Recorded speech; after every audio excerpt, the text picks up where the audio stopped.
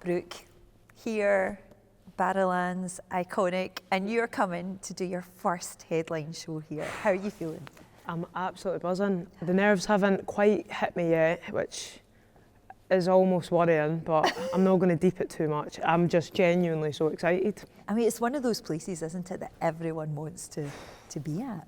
Even just sitting here, like, I feel the energy, you know what I mean, the good energy. But I put Barrowlands on my venue bucket list. I only wrote that list about 12 months ago, so I can't believe it. Is your guest list request right up there? Oh aye.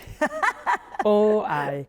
What do you think young Brooke would think of this Brooke about to stand on that stage? I think she'd just tell you shut up. I think she'd say you're lying. Young Brooke was a lot more pessimistic than older Brooke, so she'd probably find this very hard to believe. I still find it hard to believe, to be fair. I feel a bit like a proud mum, because one of the lovely things on this show is that we get to follow people right from the start of their career. And it feels like your new album is the perfect place. It's exactly where you want to be. Tell me about how it's all come together. The industry can be quite fickle and it's ever changing, so it can be quite hard to keep up and sort of give yourself the credit in the industry for your progression and development. And I can be quite hard on myself with that. But like you've just said, we've been on the show a few times, we've done it a few times. And to see that natural development and progression now is actually mad. Surrounding myself with people who support me.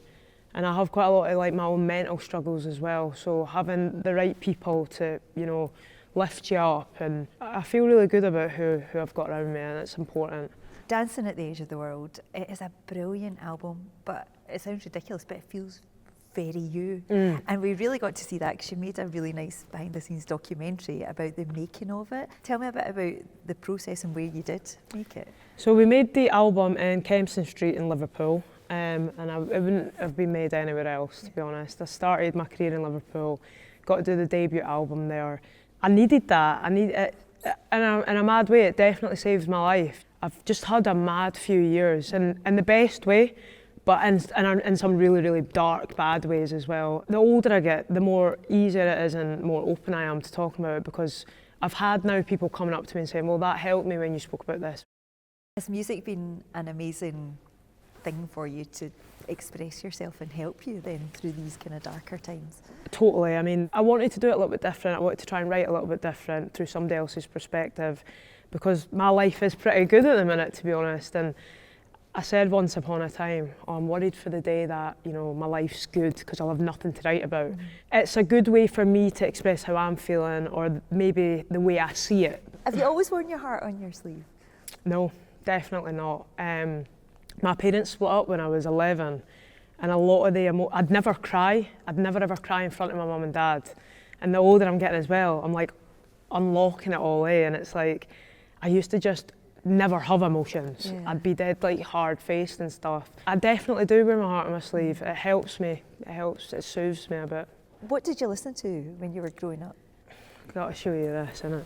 Love that. Motown's a biggie. Listened to that growing up a lot. I loved Mariah Carey growing up, and I loved Whitney, of course, and Amy Winehouse, all that good stuff, to be fair. The divas. The divas, absolutely, bring them to me. I know you're going to be a diva up on that stage. And a diva at Transmit as well. We got Transmit. We're back. I know. We are back. Again, a slight manifestation. The first year I done Transmit, I was on King's Tut stage, and I loved it. The next year, we opened the main stage, which again is amazing.